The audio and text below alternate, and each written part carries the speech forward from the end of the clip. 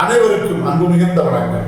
செல்வராமாயணம் என்னும் இலக்கண பாடல்களும் இலக்கிய சுவையும் கொண்ட புதிய ராமாயண காவியத்தை புனைய வைத்த என் இறைவன் ராமனை நன்றியுடன் வணங்கி வருகிறேன்.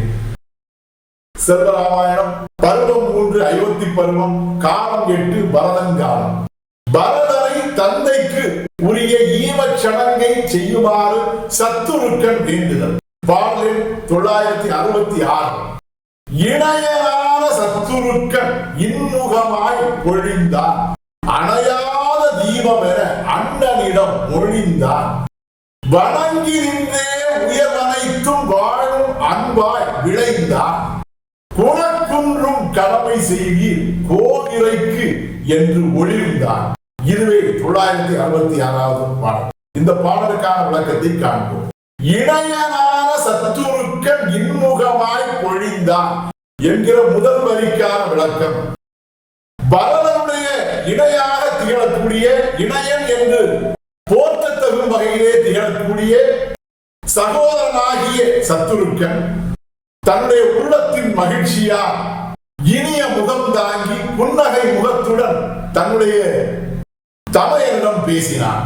அணையாத தீபம் என அண்ணனிடம் மொழிந்தார். உள்ளத்திலே எழுந்த அணையாத தீபமாய் என்றென்றும் தன்னுடைய தமையன் மேல் அணையாத பாசம் கொண்ட, அணையாத அன்பு கொண்ட தீபமாக, என்றுமே அணைந்து விடாத தீபம் போலவே அவன் தன்னுடைய அண்ணனிடம் பேசினான்.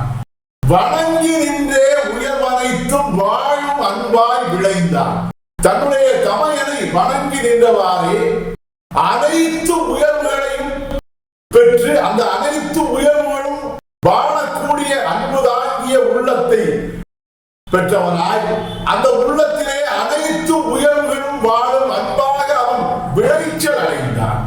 குணக்குன்றும் கடமை செய்வீர் போவிரைக்கு என்று ஒளிர்ந்தான்.